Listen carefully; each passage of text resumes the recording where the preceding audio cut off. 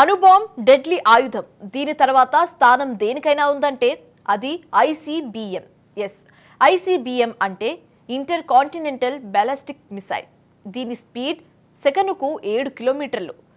రెప్ప మూసి తెరిచేలోపు కంటికి కనిపించకుండా దూసుకెళ్తుంది. రెండో ప్రపంచ యుద్ధం తర్వాత తయారైన ఈ ఖండాతర క్షిపణులను ఇప్పుడు చాలా దేశాలు తయారు చేసుకుంటున్నాయి. వాటిలో అణుబాంబులు, సాంప్రదాయ మందుగుండా కూడా అమర్చవచ్చు.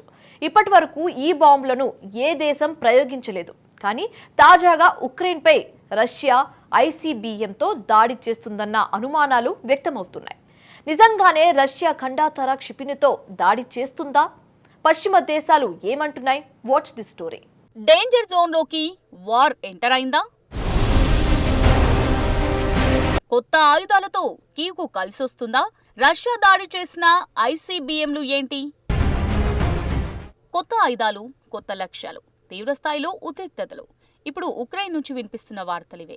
ఈ వారం అమెరికాకు చెందిన అటాకం మిసైళ్లతో రష్యాపై ఉక్రెయిన్ దాడి చేసింది. తాజాగా బ్రిటిష్ క్షిపణులతో మరోసారి రష్యాపై కీవ్ విరుచుకుపడింది. ఈ క్షిపణులను స్టామ్ షాడో అంటారు. ఇవి లాంగ్ రేంజ్ క్రూయిజ్ మిసైళ్లు. వాటిని బాంబర్ జెట్లతో ఉక్రెయిన్ దాడి చేసింది. ఈ దాడిని కీవ్ అధికారికంగా నిర్ధారించలేదు. తాజా నివేదికల ప్రకారం 12 క్షిపణులతో రష్యాపై ఉక్రెయిన్ దాడి చేసింది. పశ్చిమ రష్యాలోని కరస్క్ రీజియన్ను లక్ష్యంగా ఉక్రెయిన్ స్టామ్ షాడో క్షిపణులతో అటాక్ చేసింది. దీనికి సంబంధించిన ఓ వీడియో ఇప్పుడు సోషల్ మీడియాలో చక్కర్లు కొడుతోంది. పలు మిసైళ్లు రష్యా భూభాగంలో విధ్వంసం సృష్టించినట్టు ఆ వీడియోలోని దృశ్యాలు చెబుతున్నాయి. అయితే దాడికి ఉపయోగించిన క్షిపణులేవి అన్నది మాత్రం స్పష్టత లేదు. అవి బ్రిటిష్ స్టామ్ మిసైల్లా లేక అమెరికాకు చెందిన అటాకం మిసైల్లా అనేది తెలియడం లేదు. ఒక్కసారి ఆ దృశ్యాలను మీరు చూడండి. యునైటెడ్ కింగ్డమ్కు చెందిన స్టామ్ షాడో డెడ్లియెస్ట్ క్షిపణి 550 కిలోమీటర్ల పరిధిలోని లక్ష్యాన్ని storm shadow missile pin point రేంజ్లో భారీ విధ్వంసాన్ని సృష్టిస్తుంది. మాక్ 0.9 స్పీడ్తో ఈ మిసైల్ దూసుకెళ్తుంది. ఈ క్షిపణి లక్ష్యం దిశగా వెళ్తుంటే దాన్ని అడ్డుకోవడం శత్రువులకు కష్టతరమే. వీటిని ముందస్తుగా రేడార్లు గుర్తించలేవు. రష్యా భూభాగం లోపలకు దాడి చేయడానికి ఈ మిసైళ్లు చాలు. ఈ క్షిపణులు భూగర్భంలోని బంకర్లను, ఆర్మీ స్థావరాలను కూడా పూర్తిగా నాశనం చేయగలదు. ఉక్రెయిన్ ప్రయోగించిన మిసైళ్లలో రెండింటినీ కూల్చేసినట్టు రష్యా ప్రకటించింది. అంటే మిగతా 10 క్షిపణులు దాడి చేసినట్టు తెలుస్తుంది. అయితే ఈ దాడులపై రష్యా ఎలా స్పందించింది? మాస్కో సైతం యుద్ధాన్ని తీవ్రతరం చేసే క్షిపణులతోనే రివర్స్ అటాక్ చేసింది. ఉక్రెయిన్పై క్రెమ్లిన్ సేనలు నిప్ల వర్షం కురిపించాయి. ఒక హైపర్సోనిక్ క్షిపణి, 7 క్రూయిజ్ క్షిపణులు, ఇక మరీ ముఖ్యంగా ఖండాంతర బాలిస్టిక్ క్షిపణులతో దాడి చేసింది. ఈ క్షిపణులను షార్ట్గా ఐసీబీఎంలుగా పిలుస్తారు. కానీ ఈ మిసైళ్లతో దాడి చేసినట్టు రష్యా ఇప్పటివరకు ప్రకటించలేదు.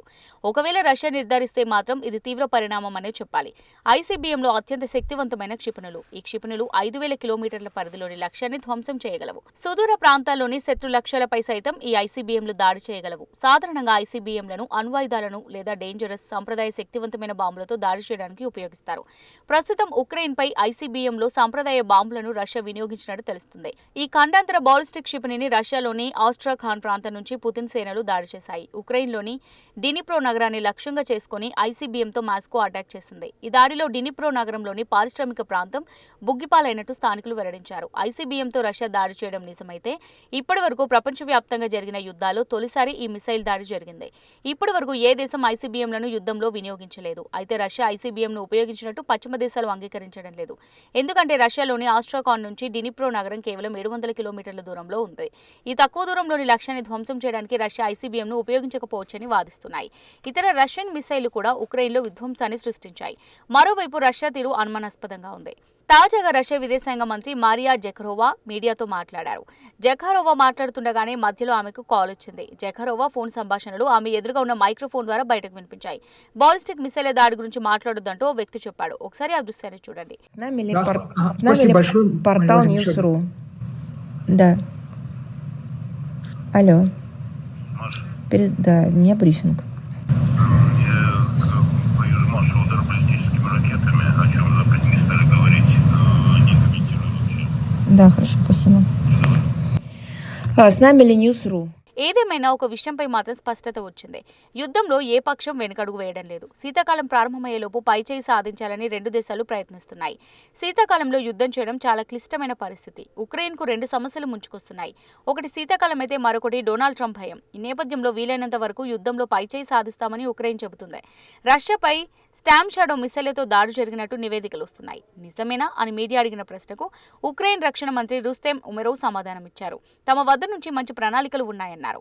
తమను తాము రక్షించుకుంటూ ఎదురుదాడి చేస్తామని ఉమెరోవ్ ప్రకటించారు. సింపుల్ గా చెప్పాలంటే యుద్ధ క్షేత్రంలో తీవ్రతను పెంచే సీజన్ నడుస్తుంది. అందుకు కారణం డొనాల్డ్ ట్రంప్. ఉక్రెయిన్ కు మిలిటరీ సాయం నిలిపివేస్తామని పదే పదే ట్రంప్ చెప్పాడు.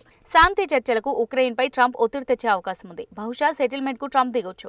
ఈ నేపథ్యంలో ఉక్రెయిన్ రష్యా దేశాలు ఇప్పుడు అడుగులు వేస్తున్నాయి. ట్రంప్ అమెరికా అధ్యక్షుడిగా బాధ్యతలు చేపట్టే నాటికి వీలైనంత ఎక్కువగా ఉక్రెయిన్ భూభాగాన్ని స్వాధీనం చేసుకునే దిశగా రష్యా అడుగులు వేస్తుంది. రష్యా దళాలు మరింత భీకరంగా ఉక్రెయిన్పై దాడులు చేస్తున్నాయి. తూర్పు ఉక్రెయిన్లోకి చొచ్చుకు వెళ్తున్నాయి. ఉక్రెయిన్ సైతం ఇలాంటి వ్యూహాలతోనే అడుగులు వేస్తుంది. కర్స్కీలో వీలైనంత ఎక్కువ భూభాగాన్ని స్వాధీనం చేసుకునేందుకు కీవ్ సైన్యం యత్నిస్తుంది. అంతేకాకుండా తూర్పు ప్రాంతంలో రష్యా చొచ్చుకు రాకుండా అడ్డుకుంటుంది. ప్రస్తుతం ఉక్రెయిన్ కు అమెరికా అధ్యక్షుడు జో బైడెన్ పూర్తిగా మద్దతిస్తున్నాడు. బైడెన్ నిర్ణయాలను ఒకసారి పరిశీలించండి. ఈ వారంలోనే మొదట రష్యాపై లాంగ్ రేంజ్ దాడుల నిషేధాన్ని బైడెన్ అనుమతినిచ్చాడు. రెండోది ఉక్రెయిన్ కు ల్యాండ్ మైన్స్ ఇస్తున్నట్టు ప్రకటించాడు. మూడోది $27,50,00,000 విలువైన మిలిటరీ ప్యాకేజ్ ని ఉక్రెయిన్ కు బైడెన్ ఇచ్చాడు. ఈ ప్యాకేజ్ లో రాకెట్ వ్యవస్థలు, మందుగుండు సామగ్రి ఉన్నాయి. నాలుగోది $470 కోట్ల ఉక్రెయిన్ రుణాలను బైడెన్ మాఫీ చేశాడు.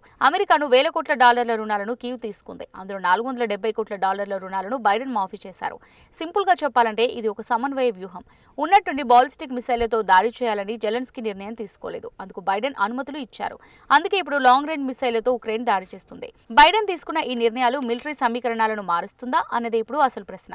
ఇది రెండు అంశాలపై ఆధారపడి ఉంది. ఒకటి, లాంగ్ రేంజ్ మిసైళ్లను కీవ్ ఎలా ఉపయోగిస్తుంది? బైడెన్ పశ్చిమ దేశాలు ఎంత దూరం వెళ్తాయి? ఈ ప్రశ్నలకు సమాధానం తెలుసుకోవాలంటే ముందు మిసైళ్లను చూడాలి.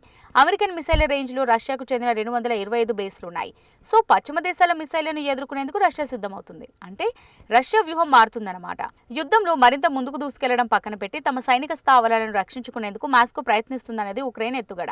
అయితే ఉక్రెయిన్ ఉపయోగిస్తున్న మిసైళ్ల ధర లక్షల డాలర్లలో ఉంటుంది. ప్లస్ కీవ్ వద్ద లాంగ్ రేంజ్ క్షిపణులు ఎక్కువగా లేవు. అయితే ఉక్రెయిన్ తమ వద్ద ఉన్న మిసైళ్లను తెలివిగా వ్యూహాత్మకంగా వాడుకోవాల్సి ఉంటుంది. లాంగ్ రేంజ్ దాడులకు అనుమతినివ్వడం కీవ్ కు కొత్త ఉత్సాహాన్ని ఇస్తుందనేది నిపుణులు చెబుతున్నారు. కానీ ఇది గేమ్ చేంజర్ మాత్రం కాదు. ఇదే మనల్ని రెండో అంశం దగ్గరకు తీసుకెళ్తుంది. ఉక్రెయిన్ విషయంలో పశ్చిమ దేశాలు ఎంత దూరం వెళ్తాయి? లాంగ్ రేంజ్ మిసైళ్ల వినియోగంపై అమెరికా, యూకే అధికారికంగా ప్రకటించలేదు. ఏ దేశము లాంగ్ రేంజ్ మిసైళ్ల దాడికి అనుమతించినట్టు చెప్పుకోవడం లేదన్నమాట. దీనికి కారణం ఉంది. పశ్చిమ దేశాల మిసైళ్లు రష్యన్ భూభాగంలోకి దూసుకెళ్తున్నాయి. సమీప భవిష్యత్తులో ఈ క్షిపణులు రష్యన్ సైనికుల ప్రాణాలను తీయొచ్చు. దీనికి మాస్కో ప్రతీకార దాడులు చేయొచ్చు. ఈ ప్రతీకార దాడులు ఒక్క ఉక్రెయిన్ పైనే కాదు, పశ్చిమ దేశాల ఆస్తులను కూడా రష్యా టార్గెట్ చేసే అవకాశం ఉంది. ఈ విషయాన్ని పశ్చిమ దేశాలు ముందే గ్రహించాయి. అందుకే ఉక్రెయిన్ రాజధాని కీవ్లోని తమ రాయబార కార్యాలయాలను చాలా పశ్చిమ దేశాలు మూసేశాయి. కొన్ని భయానక సందేశాలు చెక్కలు కొడుతున్నాయని, వీటితో రష్యాకు మేలు జరుగుతుందన్నాడు. మీ జాగ్రత్తలు మీరు తీసుకుని తమ ఆర్మీకి సహకరించాలని జెలెన్స్కీ కోరారు. అయితే షాడో యుద్ధంలో రష్యా ఆరితేరింది. ఈ నేపథ్యంలో కోవర్ట్ ఆపరేషన్లు లేదా హైబ్రిడ్ యుద్ధాలకు రష్యా వ్యూహాలను రచిస్తోంది. అందుకే మిత్ర దేశాలు ఉత్కంఠకు గురవుతున్నట్టు ఉక్రెయిన్ చెబుతోంది. రష్యా భయానక వ్యూహాలను పశ్చిమ దేశాలు అధిగమించొచ్చు. కానీ 1000 రోజులకు పైగా జరుగుతున్న యుద్ధంలో పాశ్చాత్య దేశాల సంకల్పం మునుపటిలా లేదనేది మాత్రం స్పష్టంగా తెలుస్తుంది.